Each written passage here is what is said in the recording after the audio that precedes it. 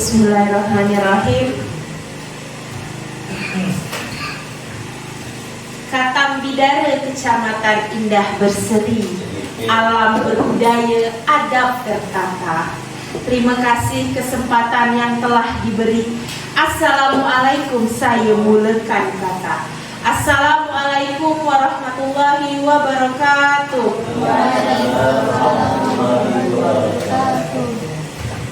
Yang pertama-tama, marilah kita panjatkan puji syukur atas nikmat kesehatan dan juga kesempatan yang telah Allah berikan kepada kita semua, sehingga pada kesempatan kali ini kita dapat berkumpul di dalam ruangan ini dalam keadaan sehat walafiat.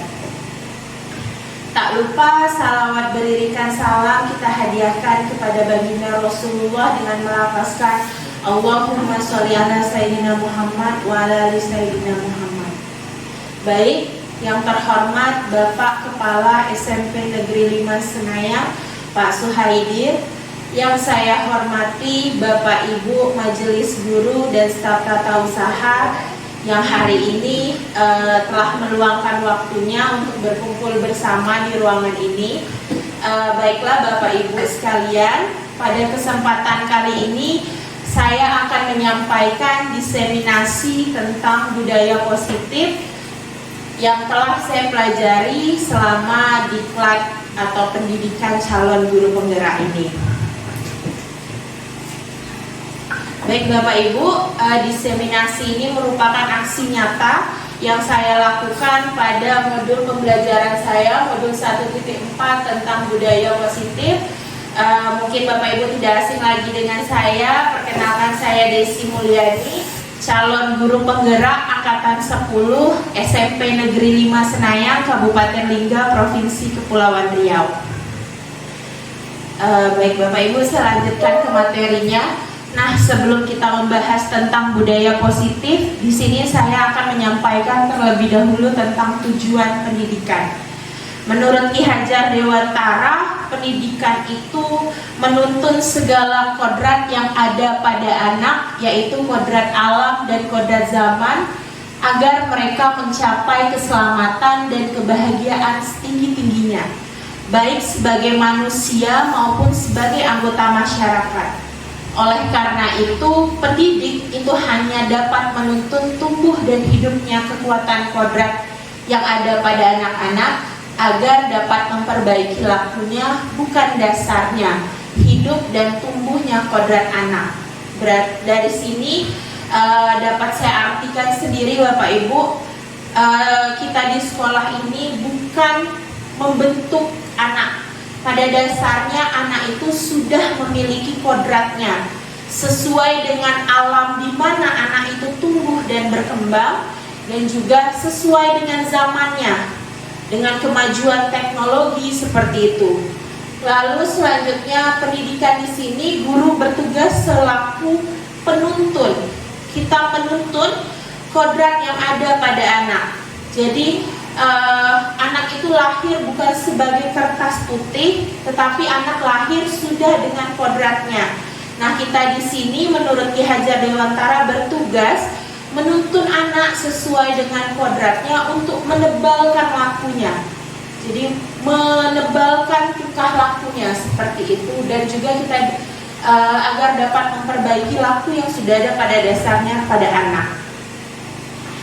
Pada diseminasi kali ini saya akan menyampaikan tentang budaya positif itu sendiri. Di sini budaya positif di sekolah yaitu nilai dan kebiasaan di sekolah yang berpihak pada murid agar mereka dapat berkembang menjadi pribadi yang bernalar kritis, mandiri, bertanggung jawab, sesuai dengan profil pelajar Pancasila, sehingga terciptalah lingkungan dan budaya yang positif, yang nyaman dan menyenangkan di sekolah.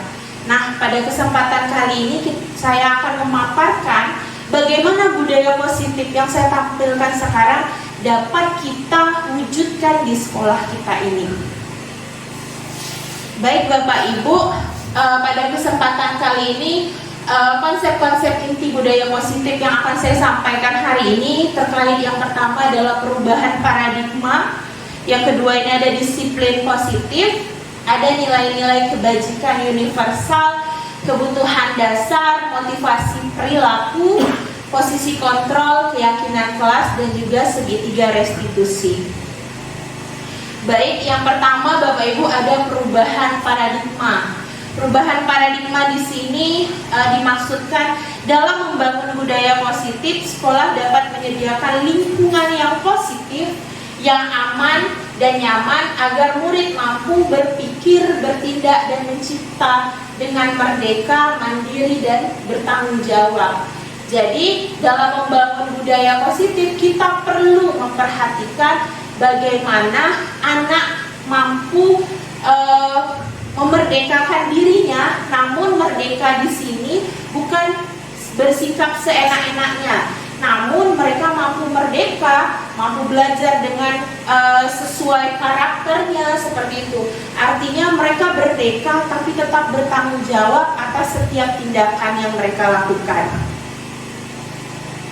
Baik Bapak Ibu, di sini ada sebuah ya nanti akan ada tantangan tentang kepala tangan. Di sini dalam membangun budaya positif, sekolah Anda dan teman Anda akan melakukan kegiatan coba buka. Anda adalah A, tugas Anda adalah mengepalkan salah satu tangan Anda. Coba Anda bayangkan bahwa Anda menyimpan sesuatu yang sangat berharga di dalam kepalan tangan Anda. Anda perlu menjaga benda tersebut sekuat tenaga karena begitu penting untuk kehidupan Anda. Lalu tugas B sebagai rekan Anda adalah mencoba dengan segala cara untuk membuka tangan Anda. Teman Anda boleh membujuk, menghardik, memarahi, menggoda, menggelitik, bahkan menawari Anda uang agar Anda bersedia membuka kepalan tangan Anda. Baik, secara sederhananya seperti ini, Bapak Ibu sekalian sedang mengepalkan tangan. Di dalam kepalan tangan Bapak Ibu itu ada sesuatu yang sangat berharga dan penting bagi Bapak Ibu. Lalu saya di sini berusaha merayu, membujuk, ayolah dibuka. Kalau mau dibuka, saya mungkin menjanjikan memberikan uang atau membantu Bapak Ibu dalam hal-hal yang Bapak Ibu perlukan seperti itu. Nah, pertanyaannya di sini adalah apakah dengan rayuan dan bujukan yang saya berikan kepada Bapak Ibu mau membuka kepalan tangannya? Ya. Oke, Bu Fitri boleh. Bu Fitri tadi mengatakan bahwa Bu Fitri tidak mau ya membuka kepalan tangannya. Iya, kalau kenapa alasannya, Bu? Baik, terima kasih kepada Ibu Lucy. Di sini kita membahas tentang kepalan tangan, bahwa ini merupakan suatu tekad ataupun kepercayaan bagi diri kita. Jadi apapun yang berpengaruh terhadap diri kita punya kuasa, artinya kita punya kontrol diri kita sendiri. Jadi kita bisa menguasai diri kita sendiri tanpa adanya pengaruh dari orang lain. Baik, terima kasih untuk Bu Fitri. Kita beri tepuk tangan dulu ya untuk Bu Fitri atas jawabannya. Bu Fitri mengatakan dia akan tetap mengepalkan tangannya karena dia mau mengontrol dirinya, bukan dikontrol atau dipengaruhi oleh orang lain. Oke, Bapak Ibu yang lain bagaimana? Akan tetap mengepal atau membuka dengan saya memberikan bujuk rayu yang luar biasa seperti itu. Apa adakah Bapak Ibu lain yang ingin berpendapat? Bapak mungkin, Pak? Bapak? Apakah ada yang ingin berpendapat? Boleh?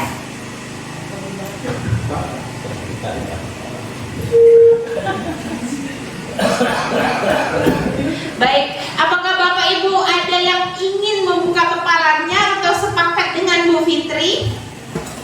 Oke, Bu Sima sepakat. Bapak Ibu yang lain membuka atau sepakat? Sepakat. Oke, Bapak Ibu yang lain juga sepakat ya dengan Bu Fitri. Ya, benar sekali apa yang dikatakan Bu Fitri. Ketika kita punya sesuatu yang penting di dalam tangan kita dan teman kita membujuk rayu, meskipun dengan hadiah-hadiah tertentu, maka yang perlu kita lakukan karena ini penting, maka harus tetap kita kepal seperti itu. Karena kita harus punya kontrol terhadap diri kita. Meskipun apapun yang dirayukan itu sangat kita inginkan, sangat kita impikan. Jadi kita punya kemampuan untuk mempertahankan diri dan mengontrol diri seperti itu. Baik Bapak Ibu, di sini ada perubahan paradigma yaitu teori kontrol, ada beberapa ilusi. Jadi ilusi di sini Bapak Ibu mungkin sudah sering mendengar ya, seolah-olah, seakan-akan seperti itu. Jadi teori kontrol kita terhadap murid di sini ada 4. Yang pertama, ilusi guru mengontrol murid. Kita di sekolah seolah-olah mengontrol apa yang ada pada murid, padahal sebenarnya kontrol itu tetap punya pada murid. Lalu pertanyaannya, kenapa hari ini kita bisa mengarahkan anak? Misalkan ada pada dirinya tidak ingin piket, Bapak Ibu datang ke kelas, lihat kelas kotor, nanya siapa yang piket hari ini? Si A angkat tangan dan sigap langsung mengambil sapu. Seolah-olah ilusinya kita mengontrol anak pada saat itu. Tapi sebenarnya anak yang sudah mengizinkan kita untuk mengontrol dirinya. Jadi kontrol itu tetap ada pada anak, dia ingin dikontrol atau tidak, seperti itu. Lalu yang kedua, ilusi bahwa semua penguatan positif, efektif, dan bermanfaat. Jadi kita beranggapan apa yang kita berikan kepada anak itu hal-hal positif itu efektif dan bermanfaat. Sebenarnya penguatannya itu kembali kepada si anak. Bagaimana proses dia menerima segala hal-hal positif yang kita berikan. Jadi kita diilusikan, kita berandai seolah-olah semua penguatan positif kita itu efektif dan bermanfaat. Lalu yang ketiga adalah ilusi bahwa kritik dan membuat orang merasa bersalah dapat menguatkan karakter. Jadi kadang kita membuat rasa bersalah seperti saat anak membuat kesalahan, kita membuat dia seperti kita ngajar nih di kelas, anak ribut dan tidak mencatat, kita berkata bahwa kasihanlah ibu sudah ngajar di depan, tapi kamu tidak memperhatikan. Itu rasa membuat anak bersalah. Oh iya, saya salah. Sebenarnya itu hanya sebuah ilusi menguatkan karakter. Karakter itu sebenarnya tertanam dan bertahap berubah pada anak itu sendiri. Selanjutnya ilusi yang keempat, ilusi bahwa orang dewasa memiliki hak untuk memaksa. Kembali sama seperti pada ilusi guru mengontrol murid, meskipun orang dewasa di sini kita menganggap bahwa orang yang sudah memiliki kemampuan untuk membedakan sesuatu yang benar dan sesuatu yang salah, tapi kembali lagi kita seakan-akan bisa memaksakan anak yang tidak mau belajar seolah-olah bisa kita paksa. Itu hanya sebuah ilusi. Pada dasarnya tetap kembali kepada anak. Kita paksa bagaimanapun, kalau pada dirinya tidak ingin belajar, maka akan tetap terbentuk sifat anak yang malas belajar seperti itu.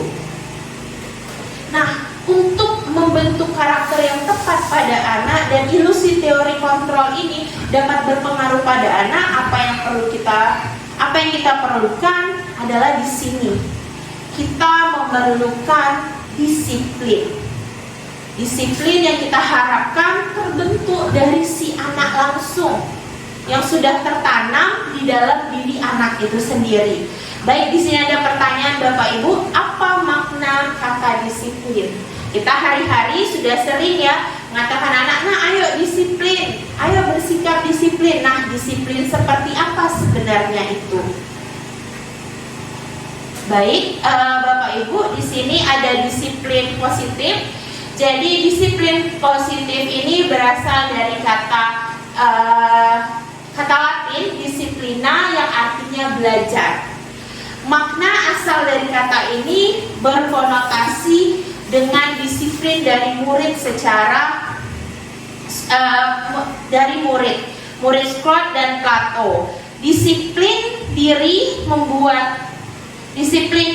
membuat orang menggali potensi menuju sebuah tujuan apa yang dihargai. Namun dalam budaya kita, makna kata disiplin telah berubah menjadi sesuatu yang dilakukan seseorang pada orang lain untuk mendapatkan kepatuhan. Jadi di sini kita sudah mengartikan dengan hal lain. Padahal awalnya disiplin itu dimaknai sebagai belajar oleh Scott dan Plato. Namun kita mengubah pandangan menjadi disiplin itu harus patuh terhadap sesuatu hal. Lalu kecenderungan umum adalah menghubungkan ketidaknyamanan bukan dengan apa yang kita hargai atau pencapaian suatu tujuan mulia. Jadi disiplin selama ini mungkin yang kita terapkan di sekolah, di mana anak harus patuh. Jadi anak datang ke sekolah jam 7.30 misalkan, bukan berasal dari dirinya Bapak Ibu, tapi berdasar pada kepatuhan yang harus dia lakukan di setiap harinya. Padahal pada dasarnya disiplin di sini dia harus memiliki sebuah tujuan. Kenapa harus datang jam 7.30? Tujuannya agar dia bisa masuk jam pelajaran dan mengikuti pelajaran sebagaimana mestinya, sehingga si anak itu sendiri dapat menggali potensi dirinya, bukan sekedar 7.30 datang karena sebuah kepatuhan seperti itu. Selanjutnya di sini ada disiplin positif. Ada beberapa hal terkait disiplin positif. Yang pertama itu ada pendekatan mendidik anak untuk melakukan kontrol diri dan pembentukan kepercayaan diri. Sama seperti mengepal tangan tadi Bapak Ibu. Jadi kita punya kontrol terhadap diri kita, bukan orang lain yang mengontrol. Ayolah dibuka, saya mau tahu, bukan seperti itu. Jadi disiplin positif di sini dapat diartikan sebagai pendekatan mendidik anak untuk mampu melakukan kontrol dirinya dan juga pembentukan kepercayaan diri anak dalam proses belajar di sekolah. Jadi ketika dia mau datang ke sekolah tepat waktu, dia yang mampu mengontrol. Berarti jam sekian saya sudah harus mandi, saya sudah harus sarapan, dan jam sekian adalah waktu yang tepat untuk saya pergi berangkat ke sekolah. Lanjut, yang kedua ini ada cara penerapan disiplin yang mengajarkan anak untuk mandiri dan bertanggung jawab dalam menumbuhkan kesadaran diri dan nilai-nilai kebajikan. Jadi disiplin positif di sini akan menanamkan sifat mandiri anak itu sendiri. Jadi kalau selama ini pergi sekolah harus dibangunkan, piket kelas harus diingatkan, anak yang sudah punya disiplin positif, dia akan punya rasa sadar diri sendiri. Saya akan melakukan hal ini dengan mandiri. Bahkan ketika mungkin Bapak Ibu berhalangan hadir dan diberikan tugas oleh guru piket, anak akan bertanggung jawab dan melakukan tugasnya dengan mandiri.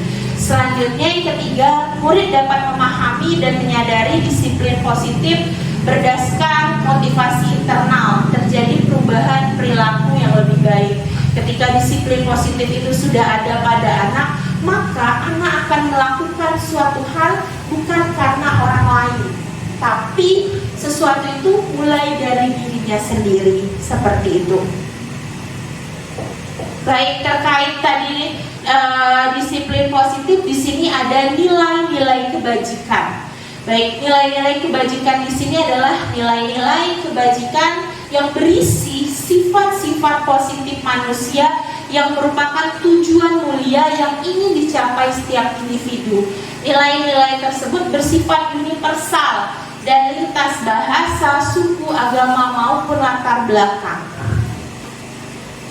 Nilai kebajikan di sini adalah setiap perilaku perbuatan memiliki suatu tujuan. Ini menurut Dr. William Glasser pada teori kontrol tahun 1984. Yang kedua, dengan mengaitkan nilai-nilai kebajikan yang diyakini seseorang, maka motivasi intrinsiknya akan terbangun sehingga menggerakkan motivasi dari dalam untuk dapat mencapai tujuan mulia yang diinginkan. Selanjutnya, nilai-nilai kebajikan ini berisi sebagai apa yang ingin dicapai oleh setiap anak Indonesia. Kita kenal di sini, kita selalu menyebutkan profil pelajar Pancasila. Banyak hal di dalamnya yang kita ingin anak memiliki sifat-sifat beriman, bertakwa kepada Tuhan Yang Maha Esa dan berakhlak mulia. Anak mampu mandiri, bernalar kritis, berkebinekaan global, bergotong royong, dan kreatif. Jadi inilah nilai-nilai kebajikan yang secara umum yang ingin hari ini kita tanamkan pada anak-anak didik kita sehingga mereka punya rasa beriman, bertakwa. Mungkin Bapak Ibu yang sudah punya anak di jenjang SMP atau SMA, saya pernah mendapatkan kekhawatiran dari ayah saya. Karena dulu saya mungkin Teori kontrolnya itu kontrol banyak ditekankan kepada orang tua. Sederhananya, saya tidak boleh pergi malam minggu kalau tidak dengan almarhum ayah saya. Jadi saya begitu dikekang, dari awalnya saya yang merasa terkekang, lambat laun saya sudah menjadikan itu hal yang biasa. Bahkan saya untuk akses keluar rumah, saya malah jadi anak yang ketergantungan. Banyak kekhawatiran ketika saya harus keluar rumah tapi sendiri, tanpa ayah saya. Nah, di zaman sekarang ini kita menerapkan profil pelajar Pancasila dengan anak yakin tentang keberadaan Tuhan. Ketika anak bapak ibu mau dilepaskan dari keluar rumah, ketika dia mau membuat sesuatu kesalahan, maka dia akan kembali berpikir bahwa Tuhan mengawasinya. Seperti itu punca dari nilai-nilai kebajikan ini. Dan dari keyakinan tersebut, anak-anak akan mampu mengontrol dirinya, membedakan mana yang pantas dia lakukan dan tidak pantas dia lakukan. Dan profil pelajar Pancasila di sini juga menuntun anak menjadi anak yang mandiri.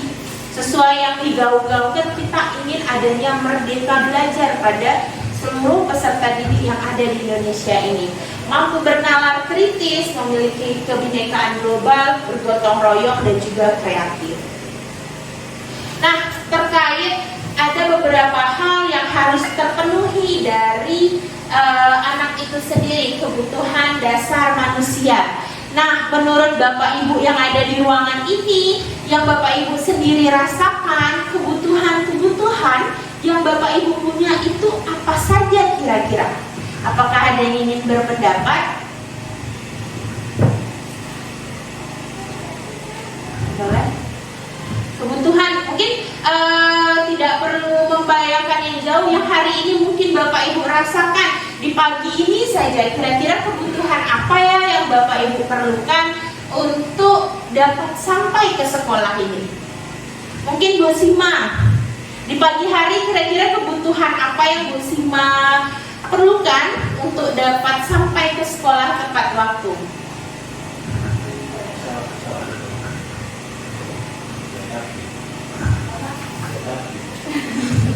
Kendaraan untuk pergi ke sekolah. Ya, Bu Sima di sini memerlukan kendaraan untuk bisa tiba ke sekolah tepat waktu ya Bu Sima, karena lokasinya jauh. Jadi di sini kendaraan sudah menjadi kebutuhan Bu Sima. Bagaimana Bu Sima kalau tidak ada motor di pagi hari untuk ke sekolah?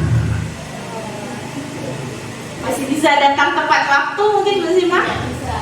Oh ya, tidak bisa ya Bu Sima karena lokasi yang jauh. Jadi kita dapat simpulkan di sini bagi Bu Sima tiap pagi motor ini adalah suatu kebutuhan. Mungkin Bu Midar, kalau Bu Midar pagi-pagi butuhnya apa? Sarapan. Benar. Bu Midar bilang Bu Midar butuh sarapan. Gimana perasaan kita kalau ngajar dalam kondisi lapar Bapak Ibu? Mungkin anak ngomong di belakang ya, perut kita juga ngomong di dalam rasa-rasa lapar. Berarti di sini kalau Bu Midar sendiri itu kebutuhannya di pagi hari dia butuh sarapan. Bapak Ibu yang lain mungkin? Boleh Bu Fitri? Kalau saya pertama kebutuhan makanan hidup. Oh iya. Hidup seperti kayak bisa butuh kesehatan, makan, minum, kebutuhan rasa kasih sayang, rasa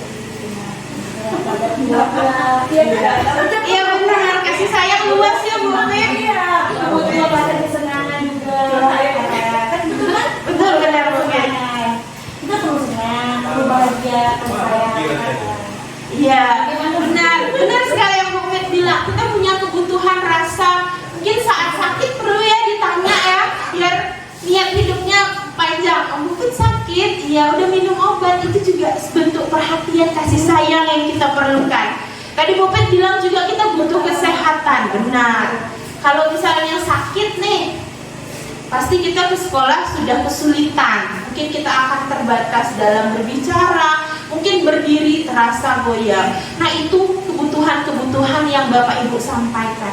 Nah di sini memang pada dasarnya manusia punya kebutuhan dasar. Seperti Bu Sima katakan, Bu Sima butuh kendaraan untuk datang ke sekolah tepat waktu. Bu Mida butuh nutrisi dari makanan untuk dapat mengajar di pagi hari. Bu Fitri bilang kita butuh kebutuhan kesehatan, juga kesenangannya Pak Suhaidir. Kalau datang ke sekolah buka ngerasain juga perasaannya Pak Zuhaidir. Kata Pak Zuhaidir ditinggal bare. Kadang Pak menggerutu tuh di akhir bulan Pak, atau di awal bulan ya Bu, transferan lama masuk itu juga kebutuhan ya. Ya, transferan dari dinas itu juga sebuah kebutuhan seperti itu. Baik, kita semua punya kebutuhan karena pada dasarnya manusia memang punya kebutuhan dasar. Di sini kebutuhan dasar manusia setiap orang itu berbeda-beda. Di pagi hari saya nggak perlu kendaraan Bapak Ibu, saya butuh kesehatan untuk datang ke sekolah karena rumah saya dekat. 5 menit dari sekolah, nggak 5 langkah. Bupit lebih ya, Bupit 5 langkah ya. Bu Diana juga lebih. Nah, kita punya beda-beda. Ada yang Bu di sini badannya besar, energinya banyak ya, amin. Saya punya banyak cadangan lemak yang bisa dibakar kembali jadi energi seperti itu. Beda sama Bu Widar. Bu Binar harus mengurus bocil ya Bu Widar, 2 orang di rumah. Pakai baju mau kelahi ya Bu Widar. Jadi beda kebutuhannya. Nah, kita harus berusaha memahami pada pandangan orang lain tentang dunia. Setiap orang memiliki gambaran yang berbeda. Kebutuhan dasar manusia ini adalah segala sesuatu yang kita lakukan untuk mendapatkan apa yang kita inginkan. Kita ingin tubuh sehat, maka kita akan makan makanan yang bergizi. Kita butuh hiburan, mungkin kita butuh liburan, atau kita yang di pulau ini karena healingnya lihat pantai udah cukup ya. Pak Mar mungkin pergi nyandet sudah healing ya Pak Mar, lihat ombak ya Pak Mar. Nah, itu juga salah satu kebutuhan kesenangan yang kita inginkan seperti itu. Ya, mungkin butuh kasih sayang juga ya Pak Zuhaidir. Ya, Bu Fitri. Baik, seluruh tindakan yang kita lakukan memiliki tujuan tertentu dan semua usaha terbaik yang kita lakukan adalah dalam rangka agar kebutuhan dasar terpenuhi dengan baik. Tidak makan pagi hari maka lemas atau lapar sampai siang hari. Badan tidak sehat maka kita tidak akan nyaman melakukan aktivitas. Seperti kita lihat Bapak mungkin lagi kondisi kurang sehat ya Pak. Ibu-ibu kita doakan ya semoga Pak Zuhaidir cepat sehat dalam badannya. Jadi ketika kebutuhan dasar ini tidak terpenuhi Bapak Ibu, akan ada tujuan-tujuan kita yang tidak tercapai seperti itu. Nah, apa saja sih kebutuhan dasarnya? Ini kebutuhan dasar yang sudah Bapak Ibu katakan tadi, bertahan hidup, ada kebutuhan bertahan hidup. Memang benar Pak, ada kebutuhan kasih sayang dan rasa diterima. Iya benar. Tidak hanya yang ini ya, Sudah menikah ya? iya yang belum menikah juga butuh rasa kasih sayang. Iya, rasa diterima. Iya. Selanjutnya ini ada kebutuhan akan penguasaan. Ada kebutuhan akan kebebasan. Dah benar nih yang Bu Fitri bilang, kita butuh kebebasan untuk kesenangan. Jadi nggak mungkin hari-hari hidup kerja saja, kita juga butuh kesenangan. Ternyata kesenangan ini sendiri adalah kebutuhan dasar manusia yang harus dimiliki agar tujuannya dapat tercapai. Baik, di sini maaf.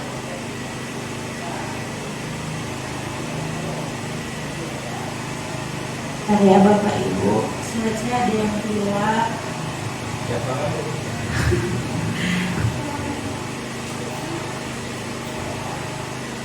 Ini baik, tidak apa-apa. Saya ada menyiapkan ini, cuma mungkin terhapus mungkin saat saya menambahkan slide. Baik, akan saya sampaikan langsung saja.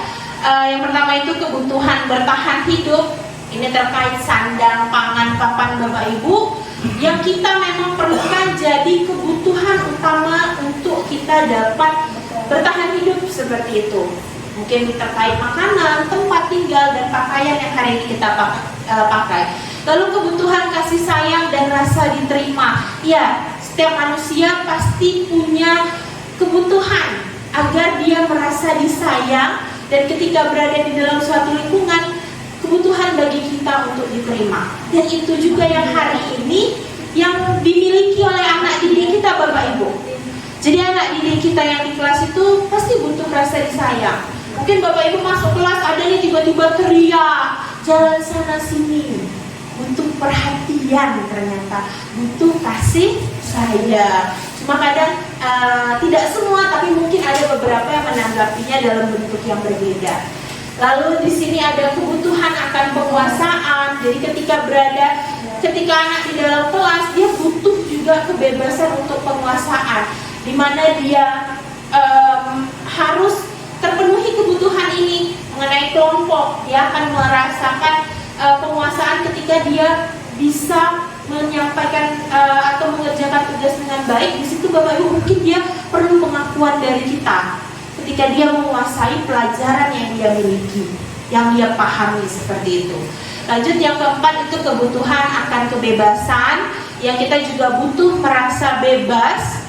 Bebas di sini tapi tetap pada aturan yang harus kita patuhi, seperti itu. Jadi anak-anak kita di kelas juga butuh kebebasan. Mungkin kenapa kita di kelas juga bisa menerapkan model-model pembelajaran yang beragam, tidak hanya berinteraksi dengan buku.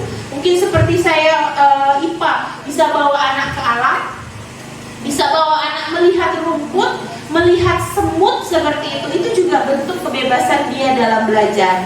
Yang terakhir itu kebutuhan akan kesenangan. Di sini kebutuhan untuk mencari kesenangan, bermain dan tertawa. Ini juga sesuatu yang diperlukan oleh anak. Anak-anak dengan kebutuhan dasar kesenangan yang tinggi biasanya ingin menikmati apa yang dia lakukan. Jadi belajar biar menyenangkan, maka anak harus mendapat metode dan model yang tepat agar dia menikmati apa yang dia lakukan. Mereka juga bisa berkonsentrasi tinggi saat mengerjakan hal yang disenangi. Sama seperti kita ya Bapak Ibu, ketika sesuatu itu memang kita senangi, maka akan kita tekuni, betul tidak? Iya, betul. Senang menunggu transferan, ketika transferan masuk, maka iya akan semangat, seperti itu. Dimotivasi, Bu. Ya, dimotivasi. Mereka suka permainan dan suka mengoleksi barang, suka bergurau, suka melucu, dan juga mengemaskan. Bahkan saat mereka bertingkah laku buruk, mereka masih terlihat lucu, seperti itu.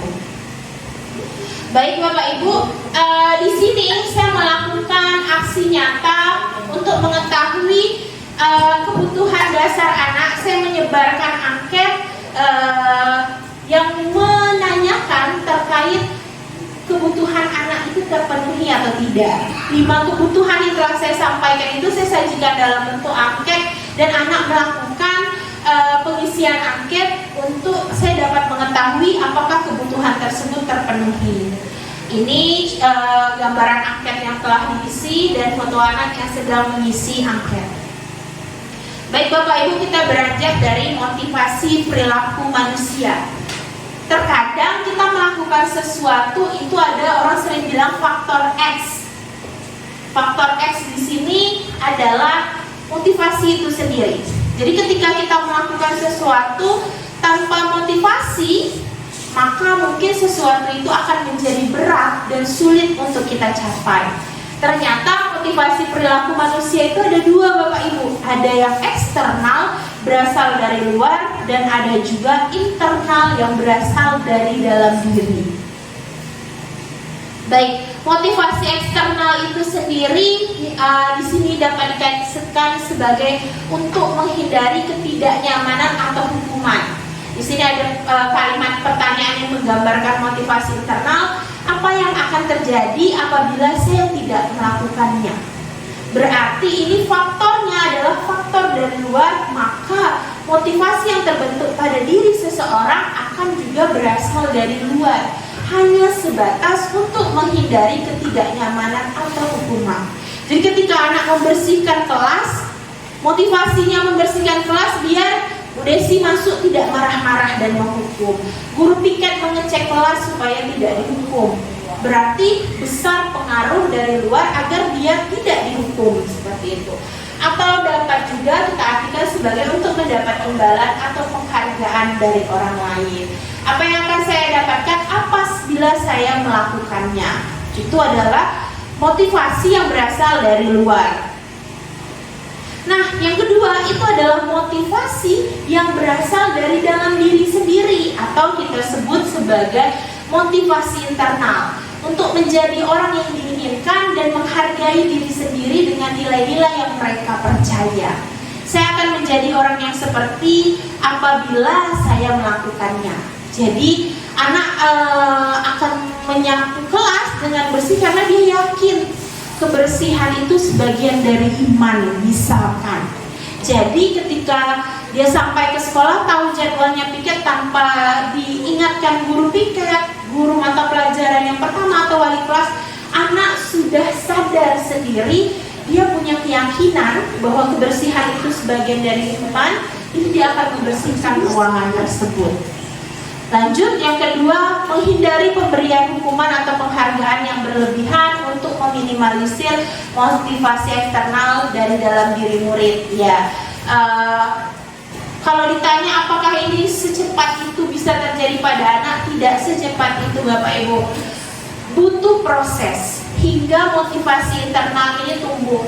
Tidak bisa saya katakan, Bapak Ibu hari ini saya masuk modul budaya positif, sebulan ini saya menerapkan budaya positif, besok anak-anak sudah punya motivasi internal. Tidak, mungkin tidak bisa secepat itu, karena kemampuan setiap orang berbeda. Mungkin ada yang bisa karena dia punya rasa percaya, punya rasa untuk menghargai lingkungannya sendiri. Tapi bagaimana motivasi internal ini bisa tertanam, itu mungkin akan kita bahas selanjutnya di luar ruangan ini. Apa saja yang harus kita terapkan pada anak. Mungkin tidak sebentar Bapak Ibu, bisa setahun, 2 tahun, atau 3 tahun untuk meningkatkan atau memunculkan motivasi internal dari dalam diri anak. Baik, selanjutnya di sini saya akan menyampaikan tentang hukuman, konsekuensi, dan juga restitusi. Nah, Bapak Ibu sendiri mungkin sudah tidak asing ya tentang hukuman, konsekuensi, dan juga restitusi. Baik, di sini saya menyampaikan perbedaan ketiganya. Yang pertama itu tentang hukuman. Hukuman ini sifatnya tidak terencana atau tiba-tiba. Jadi kita menghukum anak biasanya spontan ketika si anak melakukan kesalahan. Murid tidak tahu apa yang akan terjadi dan tidak dilibatkan dalam penentuan hukuman apa yang akan anak dapat ketika melakukan pelanggaran. Selanjutnya, hukuman itu bersifat satu arah. Bersifat satu arah artinya si anak hanya dapat mengenai hukuman ini dari si guru. Jadi terkadang hukuman ini akan sifatnya berasal dari guru tapi tidak bisa menerima dari anak itu sendiri. Jadi tidak ada kesepakatan hukuman apa yang akan didapat karena guru langsung yang menentukan hukumannya seperti itu. Hukuman yang diberikan bisa berupa fisik maupun psikis. Murid disakiti oleh suatu perbuatan atau bahkan kata-kata. Seperti itu. Sementara konsekuensi di sini terencana atau disepakati sesuai peraturan. Jadi berbeda tadi sama hukuman yang satu arah dan tiba-tiba. Konsekuensi di sini Bapak Ibu lebih terencana atau disepakati sesuai dengan peraturan. Murid dibuat tidak nyaman. Sikap guru yang selalu memonitor murid. Apa yang anak lakukan itu kita monitor. Yang terakhir ada penguatan hanya bertahan dalam jangka waktu pendek. Menurut Bapak Ibu, kalau konsekuensi dan hukuman ini, motivasi yang akan terbentuk gimana? Motivasi internal kah? Eksternal kah? Seperti itu. Boleh Bu Fitri? Eksternal, karena ini pengaruh kan dari luar. Jadi kita tuh seakan-akan jadi kita tuh kayak malah tertekan gitu kalau dari luar. Iya. Berarti kalau misalkan kedepannya dia melanggar lagi, berarti hanya kalaupun dia patuh berarti hanya sekedar dari orang lain, takut dihukum guru, ya, bukan berasal dari diri kita sendiri. Nah, yang ketiga Bapak Ibu, di sini ada restitusi. Mungkin saya sendiri juga asing awalnya mendengar restitusi. Restitusi di sini merupakan sebuah pilihan ketika kita mau memberi hukuman kepada anak. Jika tadi si hukuman satu arah, restitusi ini bisa Bapak Ibu bangun dua arah. Artinya kita bisa dapat kesepakatan kesepakatan dari anak. Nah, harapan di sini mau memunculkan motivasi internal.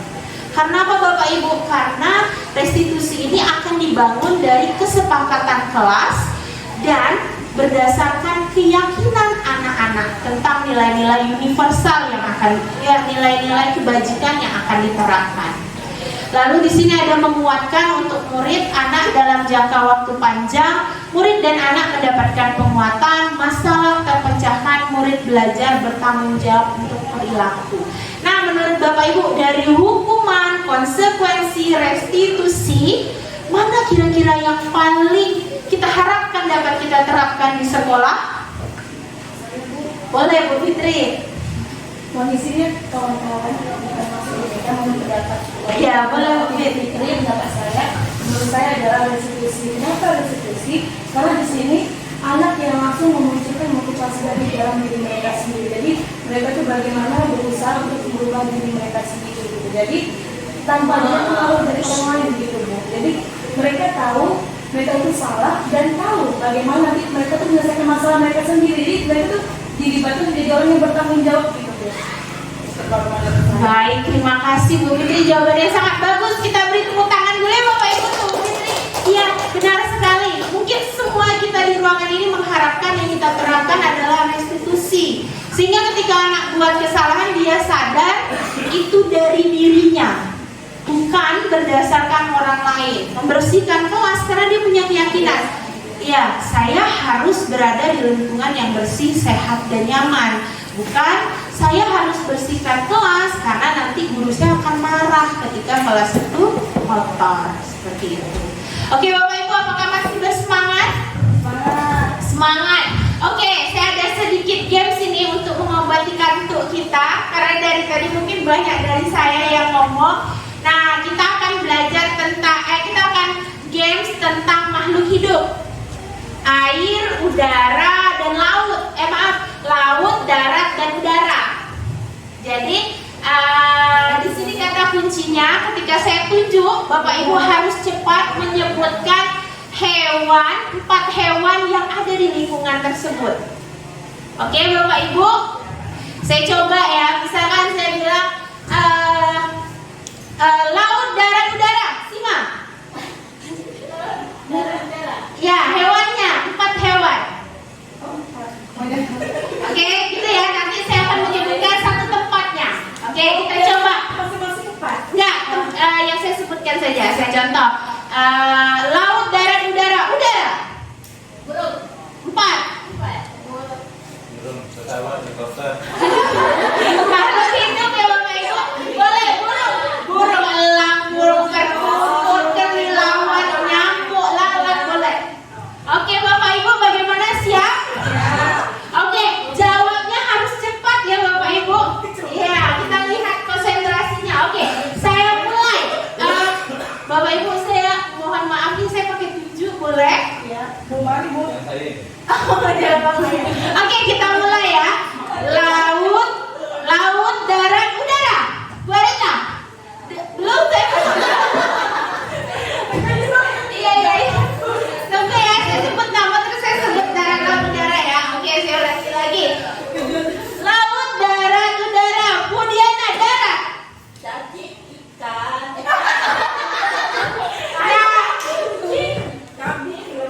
Iya, ikannya Budiana ternyata bisa jalan di darat. Tapi Bapak Ibu ada ikan belontok, tahu ikan belontok? Iya, batu belah batu ketangkep ya, ikan belontok itu nggak bisa di darat. Oke. Nah, Bapak Ibu konsentrasi ya. Laut, darat, udara. Pak Amar, udara. Ayo Pak Amar. Oke, kupu-kupu lanjut Pak Amar. Dikasih contekan ya lo, baru aja. Apa lagi Pak?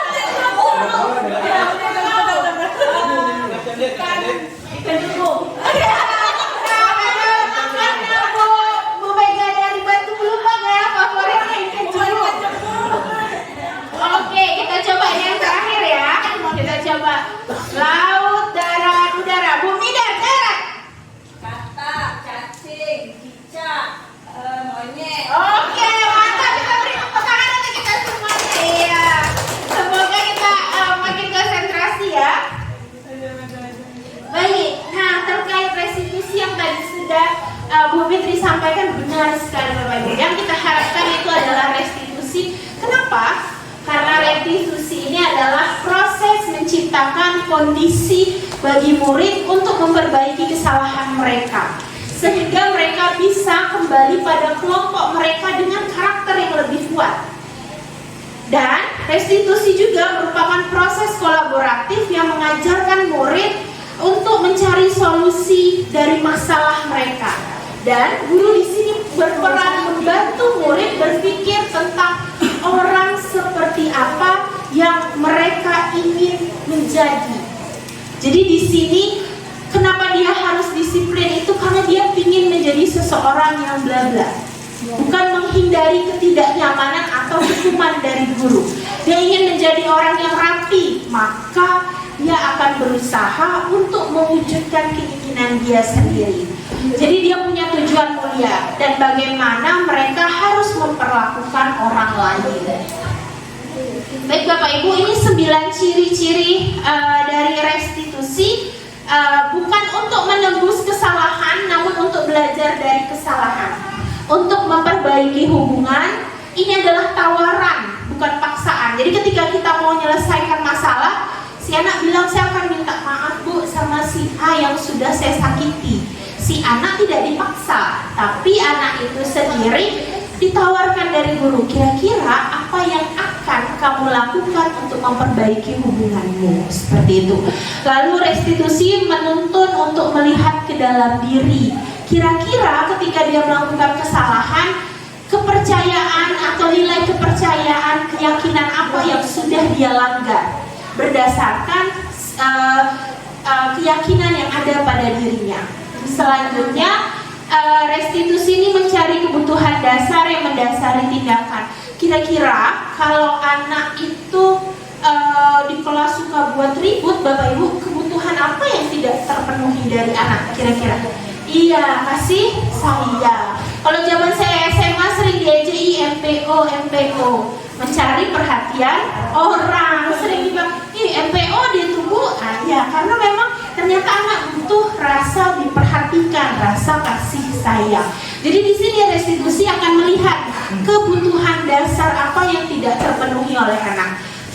Di pulau mungkin jarang ya, kadang kita jumpai kalau di kota anak malah. Mungkin ada kebutuhan bertahan hidupnya tidak terpenuhi. Pagi pergi sekolah tidak sarapan dulu, terus uang jajan tidak diberikan. Bagaimana kita sendiri ya Bapak Ibu kalau belajar dalam kondisi lapar gimana? Cacingnya di sekolah mungkin ya, cacingnya unjuk rasa, makan, ya sama, ternyata anak-anak juga butuh seperti itu. Lalu restitusi diri ini adalah dianggap cara yang paling baik dalam kita menerapkan budaya positif di sekolah. Restitusi fokus pada karakter bukan tindakan. Restitusi itu fokus pada solusi, bukan siapa yang salah. Dua anak bertengkar, kita lakukan segitiga restitusi, yang kita cari adalah solusi yang dapat kita lakukan, bukan siapa nih yang salah, kamu salah ini enggak. Yang kita cari adalah solusinya. Selanjutnya, restitusi itu mengembalikan murid yang berbuat salah pada kelompoknya. Yang kita harapkan setelah kita restitusi, anak kembali pada kelompoknya dengan membawa karakter yang lebih kuat, seperti itu. Nah, Bapak Ibu, di sini ada perbedaan antara hukuman dan konsekuensi sendiri. Kalau hukuman ini sesuatu yang menyakitkan harus terjadi. Kalau konsekuensi sesuatu memang harus terjadi, seperti itu. Nah, misalkan anak menumpahkan air, itu maka konsekuensi yang anak perlu dapat adalah anak yang memang harus membersihkan air yang ditumpah, karena konsekuensinya sudah menumpahkan air, seperti itu. Membuat anak sakit fisik ataupun hati untuk jangka waktu yang lama. Sementara konsekuensi jauh lebih baik, membuat anak merasa tidak nyaman dalam jangka waktu yang pendek, seperti itu. Kalau hukuman itu biasanya anak membenci kedisiplinan. Kalau konsekuensi, anak akan jauh lebih menghargai kedisiplinan itu. Hukuman itu sifatnya stimulus, kalau konsekuensi itu stimulus tanggapan. Jadi ada TikTok antara anak dan guru tidak satu arah, seperti pada hukuman konsekuensi akan dilakukan dua arah seperti itu. Mendorong anak menyakiti diri sendiri itu pada hukuman. Kalau konsekuensi itu mendorong anak agar mudah menyesuaikan diri. Hukuman itu konsep diri yang buruk, kalau konsekuensi ini konsep diri yang baik. Anak belajar untuk menyembunyikan kesalahan pada hukuman, kalau konsekuensi anak belajar untuk mematuhi peraturan. Dan dia akan tahu konsekuensinya, dia harus melakukan konsekuensi yang telah dia lakukan. Lalu anak belajar, hukuman itu akan membuat anak marah, rasa bersalah, dipermalukan, merasa tak dihargai. Sementara konsekuensi, anak kehilangan hak, dibuat tidak nyaman, diasingkan untuk sementara. Misalnya sederhananya, dia datang terlambat, maka dia akan kehilangan jam istirahatnya untuk mengerjakan tugas pada jam pelajaran pertama. Jadi anak tersebut akan kehilangan haknya untuk istirahat. Seperti itu Bapak Ibu.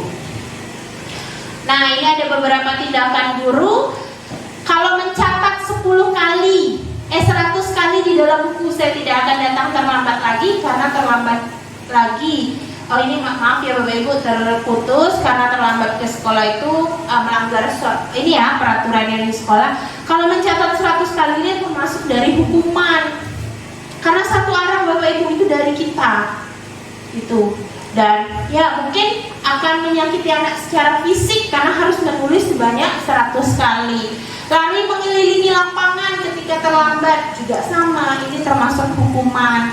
Tapi murid di sini diminta push up 15 kali karena tidak menggunakan masker ke sekolah pada saat masa Covid kemarin ya, ini juga termasuk hukuman. Nah, mengganti kertas tugas teman yang telah dicoret-coret konsekuensi. Jadi dia udah mencoret, bukan dihukum, bukan dijemur atau berdiri depan kelas, tapi dia mengganti, maka itu konsekuensi seperti itu.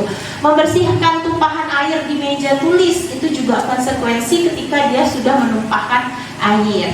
Murid disuruh untuk mengenakan sepatu sehari di sekolah karena seharian di sekolah karena tidak mengenakan sepatu hitam.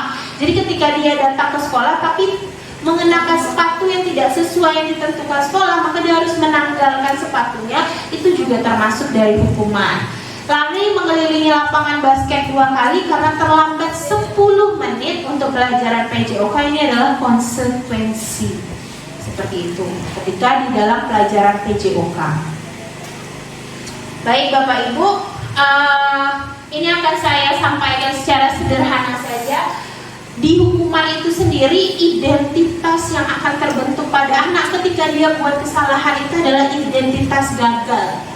Gagal mematuhi aturan, gagal disiplin, gagal tertib, seperti itu. Sementara kalau pada konsekuensi restitusi, maka yang terbentuk adalah disiplin pada anak, tapi di sini akan membangun identitas sukses. Karena akan didasari pada keyakinan anak sendiri. Ketika dia datang terlambat, dia akan menerima konsekuensi, dan ketika dia melakukan kesalahan, dia menyadari kesalahannya, berupaya memperbaiki kesalahannya, itu termasuk dari identitas sukses. Berarti dapat kita simpulkan, benar yang Bu Fitri katakan, yang kita harapkan hari ini semoga dapat kita lakukan bersama-sama adalah identitas sukses, mau itu konsekuensi ataupun restitusi. Baik Bapak Ibu, di sini ada posisi kontrol, ada 5 posisi kontrol. Kita sebagai guru, ada penghukum, ada pembuat merasa bersalah, ada teman, ada pemantau dan manajer. Di akhir kita akan mengetahui kira-kira dari kelima ini mana sih yang mau kita terapkan di diri kita. Baik, kita mulai dari yang pertama itu penghukum. Penghukum itu bisa menggunakan hukuman fisik ataupun verbal Bapak Ibu. Jadi senantiasa mengatakan bahwa sekolah memerlukan sistem. Jadi guru itu sebagai penghukum, buat salah dihukum. Jadi di sini biasanya guru-guru yang penghukum ini akan mengucapkan kata-kata patuhi aturan saya atau awas nanti, seperti itu. Atau kamu selalu saja salah, kamu selalu saja terlambat. Nah, nanti guru tersebut akan memberikan hukuman. Itu bentuk dari posisi kontrol sebagai penghukum. Yang kedua, merasa bersalah. Guru akan bersuara lebih lembut. Guru menggunakan keheningan yang membuat orang lain merasa tidak nyaman, bersalah atau rendah diri. Kata-kata yang biasa keluar itu, Bapak Ibu, kamu tidak kasihan dengan ibu. Ibu sudah capek-capek mengajari kamu, tapi kamu tidak memperhatikan. Mungkin itu saya sendiri juga sering tuh bilang kalau sama anak kelas 9, kan ibu udah baik, selalu gitu. Jadi ini salah satu pembuat merasa bersalah. Anak akan merasa dirinya salah dan menyalahkan dirinya sendiri. Lalu ada teman. Nah, teman ini posisi yang baik, tapi Bapak Ibu dia punya dua sisi seperti koin.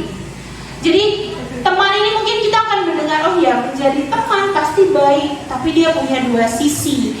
Teman di sini, guru pada posisi ini tidak akan menyakiti murid, tapi akan tetap berupaya mengontrol murid melalui persuasif. Posisi teman pada guru ini ada bisa negatif atau positif. Teman, guru akan memanfaatkan kedekatannya melalui candaan atau bentuk-bentuk kasih sayang lainnya untuk saling berinteraksi sama murid. Tapi Bapak Ibu, sisi positifnya misalkan seperti ini, guru mengatakan, ayolah bantulah demi Bapak ya. Jadi ketika dia melakukan sesuatu itu, dia akan mengingat, oh ya ada gurunya. Berarti dia akan muncul motivasi dalam dirinya untuk melakukan karena kedekatannya dengan guru. Tapi negatifnya ketika dia butuh kita, tapi kita biasanya disibukkan oleh beberapa hal, maka yang akan terjadi adalah saya pikir Bapak Ibu teman saya seperti itu. Untuk pemantau, guru mengawasi dan bertanggung jawab atas perilaku orang yang diawasi. Posisi pemantau berdasarkan pada peraturan-peraturan dan konsekuensi. Jadi pemantau itu ketika anak buat kesalahan, Bapak nanya ke anak, aturannya apa? Peraturannya gimana? Apa yang telah kamu lakukan? Itu posisi pemantau. Yang terakhir ini ada manajer. Manajer di sini berbuat sesuatu bersama dengan murid, mempersilahkan murid mempertanggungjawabkan perilakunya, mendukung murid agar dapat menemukan solusi permasalahannya sendiri. Sebagai manajer di sini biasanya guru itu bisa sebagai teman, bisa juga sebagai pemantau Bapak Ibu. Dan yang di akhir diharapkan dari upaya guru sebagai posisi manajer ini adalah menjadi murid sebagai manusia yang merdeka sehingga mampu menjadi manajer yang baik bagi dirinya. Biasanya kalimat yang disampaikan, apakah yang kita yakini? Jika kamu meyakininya, apakah kamu bersedia memperbaikinya? Jadi kita di sini tidak menghukum, tidak memberi konsekuensi dan sebagainya. Kita mengembalikan kepada anak keyakinan apa yang dia punya. Ketika dia buat kesalahan apa yang sudah dia langgar. Nah, ini bentuk-bentuk dari yang saya simpulkan, nanti akan saya bagikan di grup tentang dampak-dampak dari posisi kontrol guru. Baik, di sini seperti yang sudah saya sampaikan tadi ya Bapak Ibu, bisa kita lihat ada membuat rasa bersalah. Penghukum itu lebih menghardik ya. Kalau teman ini lebih kepada pendekatan. Pemantau di sini, apakah kamu mau mendapatkan stiker bintang hari ini? Nah, dia seperti itu. Kalau manajer, bagaimana kamu bisa menyelesaikan masalah ini? Jadi kayak artis-artis punya manajer, jadi yang melakukannya tetap aktor, tapi si manajer ini memberikan jadwal misalkan kepada artis. Nah, kalau kita sebagai guru, jadi kita hanya sebagai fasilitator. Nah, aktornya tetap anak, jadi kita memanajer anak. Dan di akhir diharapkan anak mampu memanajerkan dirinya sendiri. Baik Bapak Ibu, ini keyakinan kelas. Mengapa tidak peraturan saja? Mengapa harus keyakinan kelas? Nah, keyakinan kelas ini untuk mendukung munculnya motivasi intrinsik yang berasal dari dalam diri anak itu sendiri. Kembali kepada nilai-nilai keyakinan, lebih menggerakkan seseorang dibandingkan mengikuti serangkaian peraturan-peraturan. Baik Bapak Ibu, di sini pembentukan keyakinan kelas atau sekolah itu lebih bersifat lebih abstrak daripada peraturan, berupa pernyataan-pernyataan universal dibuat dalam bentuk positif, tidak terlalu banyak dan mudah dipahami. Semua warga kelas berkontribusi dan dapat ditinjau kembali. Nah, keyakinan kelas ini diharapkan nanti lambat laun akan memunculkan budaya positif pada anak. Baik, ini bentuk dari perbedaan peraturan dan keyakinan. Kalau peraturan selalu kan kembalikan buku ke tempatnya. Kalau keyakinan kelas dia yakin dia kembalikan buku itu karena tanggung jawab. Baik Bapak Ibu, ini segitiga restitusi. Nah, segitiga restitusi ini tahapan yang memudahkan guru dan orang tua melakukan proses kolaboratif dan mengajarkan murid untuk menyadari kesalahan yang telah dibuat, memperbaiki kesalahannya, mencari pemecahan masalah, dan membantu murid berpikir tentang orang seperti apa yang mereka inginkan dan bagaimana mereka harus memperlakukan orang lain. Nah, dari tadi kita sudah ada membahas restitusi. Nah, di sini segitiga restitusi itu lebih kepada bagaimana kita menangani anak ketika dia membuat kesalahan. Jadi kita memunculkan rasa ketika anak buat kesalahan itu, Bapak Ibu, itu adalah sesuatu yang memang manusiawi, wajar dilakukan oleh anak. Segitiga restitusi itu terdiri dari 3 hal yang harus dilakukan, Bapak Ibu. Yang pertama itu menstabilkan identitas, yang kedua itu validasi tindakan yang salah, dan yang terakhir itu menanyakan keyakinan. Menstabilkan identitas ini berdasarkan prinsip melakukan kesalahan adalah sesuatu hal yang wajar dalam proses pembelajaran. Mengubah dari identitas gagal ke identitas sukses. Jadi ketika anak buat kesalahan, kita menstabilkan identitasnya bahwa setiap manusia wajar membuat kesalahan. Yang kedua ada validasi tindakan yang salah. Di sini guru mengubah pandangannya dari stimulus respon menjadi berpikir proaktif.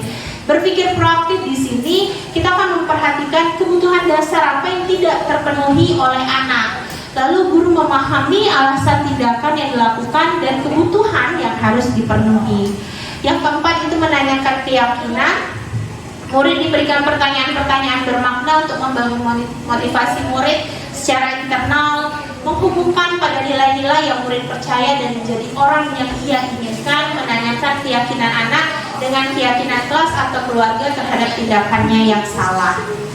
Ini saya ada, ini Bapak Ibu, ada sebuah aksi nyata yang saya lakukan.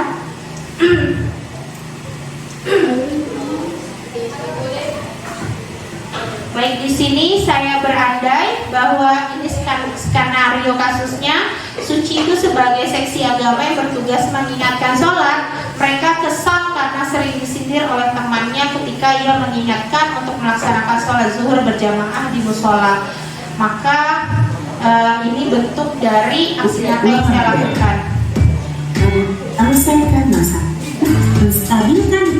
menstabilkan identitas tujuan dan diberikan pertanyaan secara menanyakan keyakinan konsolat, merasa kesal karena sering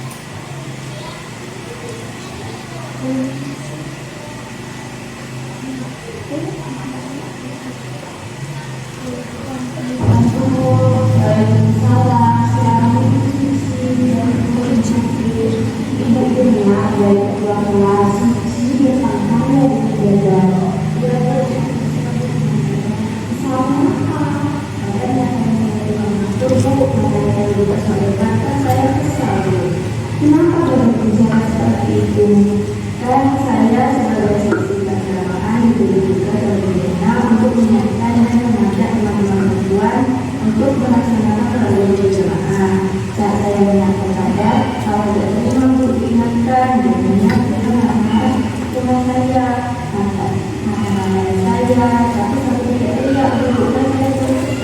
ya wajar lah mengenai besar ibu kalau di posisi kamu juga akan melakukan hal yang sama.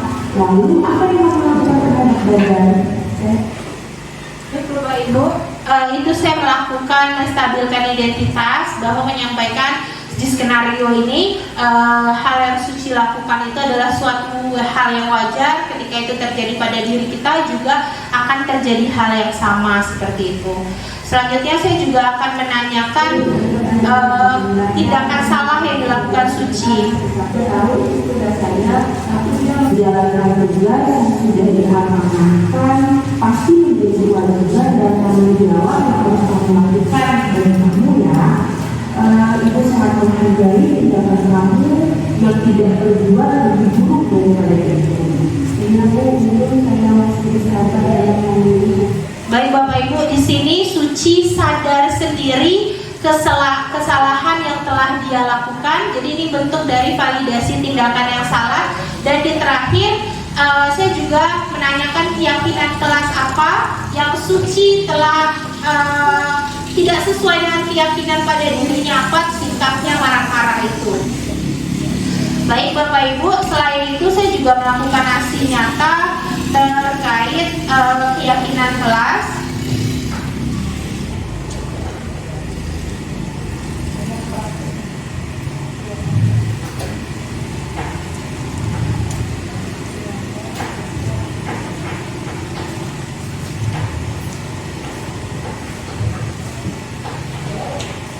Assalamualaikum warahmatullahi wabarakatuh. Baik Bapak Ibu, ini saya mencoba melakukan aksi nyata pembuatan dari keyakinan kelas. Jadi anak di sini saya minta untuk membuat terlebih dahulu kira-kira kelas impian mereka seperti apa. Selanjutnya setelah mereka tulis di sticky note, mereka akan menempelkannya pada kertas yang telah saya buat. Impian kelasnya jadi nilai-nilainya adalah dia mau kondisi kelas yang sangat menyenangkan dan kawan-kawan yang baik. Nah Bapak Ibu, itu semua anak yang tulis kelas seperti apa yang dia impikan. Selain itu juga di akhir anak juga menempelkan ini kira-kira keyakinan kelas apa yang mau mereka terapkan di kelas.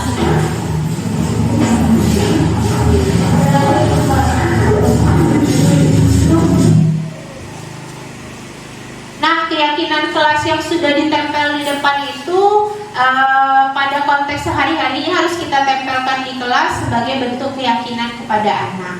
Baik Bapak Ibu, itu aksi nyata yang telah saya lakukan pada budaya positif ini. Saya membuat angket terkait kebutuhan dasar. Saya juga melakukan segitiga restitusi dan ini saya membuat sebuah keyakinan kelas. Baik Bapak Ibu, demikian penyampaian diseminasi materi tentang budaya positif dari saya. Terakhir yang dapat kita simpulkan, semoga kita dapat menanamkan budaya positif pada anak. Dan juga yang kita harapkan adalah kita dapat menerapkan segitiga restitusi dalam upaya penyelesaian masalah pada anak. Baik Bapak Ibu, apakah ada yang ingin bertanya atau menanggapi?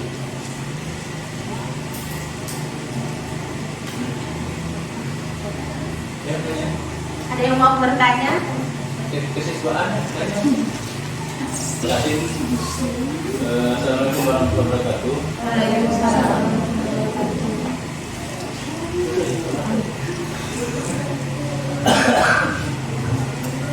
Ya, jadi alhamdulillah sama-sama kita menyaksikan apa yang menjadi pemahaman dari Bu Desi terkait dengan budaya positif.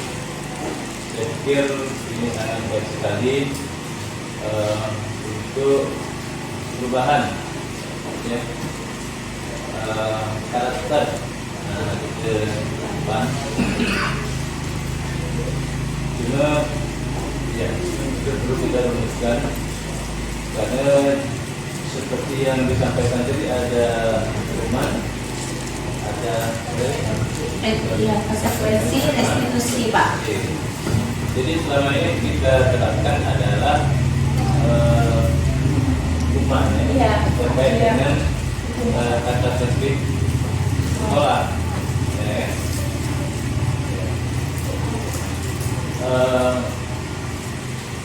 Memang pada dasarnya sekolah itu mempunyai surat-surat akademik dan tata tertib sekolah. Misalnya kalau cetak ya, jadi dari penyampaian Bu Desi tadi saya cermati mungkin di dalam perumusan tata tertib itu dicantumkan bahwa setiap guru atau setiap kelas, bagi kelasnya ya, dengan tata tertib membuat kesepakatan kelas. Jadi seperti itu. Jadi dia berbunyi dulu nanti di tata tertib kita masukkan di situ bahwa di sini ada suatu keharusan bagi masing-masing wali kelas membuat kesepakatan kelas. Kemudian juga nanti kita dapatkan lagi kesepakatan di dalam belajar. Itu dari masing-masing guru mata pelajaran. Karena mungkin kan masing-masing mata pelajaran kan berbeda. Jadi mungkin ada dari kesempatan kelas tadi mungkin ada yang perlu ditambahkan lebih spesifik lagi. Saya pikir sangat baik sekali karena kalau memang itu sudah dari internal anak-anak kita memang perubahannya itu akan dampaknya panjang. Beda dengan kalau kita terapkan tata tertib yang kita buat. Jadi anak merasa seperti mereka terpaksa. Cuma tata tertib saya pikir tetap kita buat karena menyangkut seperti HP kan, kita lakukan juga di bahannya. Jadi kita alhamdulillah aja ada masukan berarti dengan adanya Bu Desi membuat Bu? Diseminasi Pak. Ya, ini masukan bagi kita untuk perbaikan lebih baik lagi terkait dengan karakter anak kita, apalagi dengan produk pelajaran Pancasila tadi kan. Jadi itu lebih sinkron kalau saya tengok. Jadi kan kita merumuskan aja seperti apa nanti bersama kita bahas. Karena selama ini pun kita sebenarnya sudah mulai cuma tidak spesifik dalam menyelesaikan masalah kan tiga dimensi dari bagaimana. Ya, karena kita sudah melakukan kasusnya seperti anak kita yang tidak mengikuti ujian praktek kemarin kan, ya kan? Kita panggil orang tuanya, komunikasi kita, cari solusinya seperti apa. Sebenarnya ya kita laksanakan cuma barang ini belum dirumuskan secara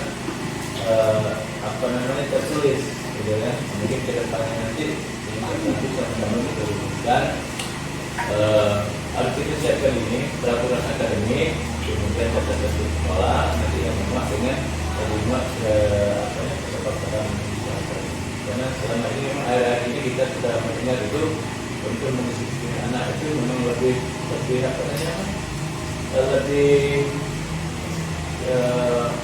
tepat sasaran ini kalau digunakan dengan jadi seperti kita adakan pelatihan gitu setiap hari pelatihan kita buat kesepakatan kelas jadi ya kita dengan buat tapi kalau kita melanggar kita menerima konsekuensinya. Ini kalau terlambat terus ditepuk tangan gitu kan. Jadi itu sedikit dari saya. Jadi ini Bu Desi seperti ini program ini boleh kan. Nanti ya kita tidak lagi sehingga nanti ini menjadi sebuah sebuah nanti bisa kita aplikasikan ya bapak ibu juga aplikasikan dalam kita saja. Terima kasih.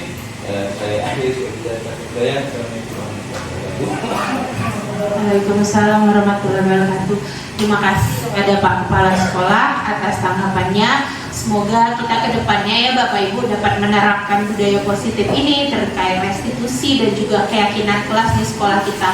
pembentukan karakter pada anak mungkin tidak bisa dilakukan dalam sehari 2 hari atau seminggu 2 minggu, sebulan atau 2 bulan.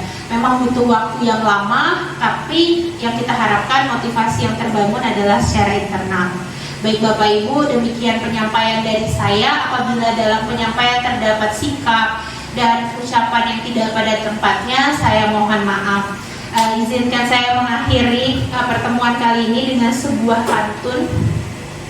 Intan berlian bertabur selasih, disusun rapat di atas batu. Cukup sekian, terima kasih. Assalamualaikum warahmatullahi wabarakatuh. Terima kasih Bapak Ibu. Silakan di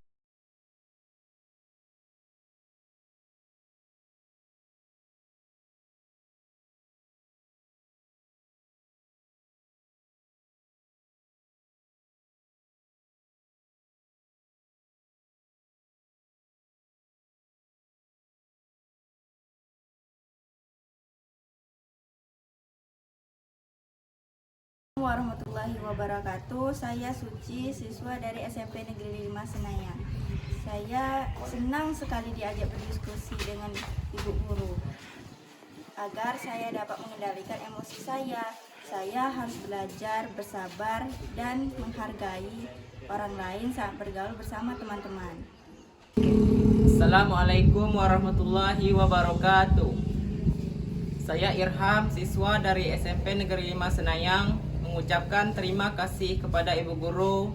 Saya senang sekali diajak diskusi untuk menemukan solusi atas kesalahan yang saya telah lakukan. Saya tidak akan bergadang lagi agar tidak datang terlambat lagi ke sekolah.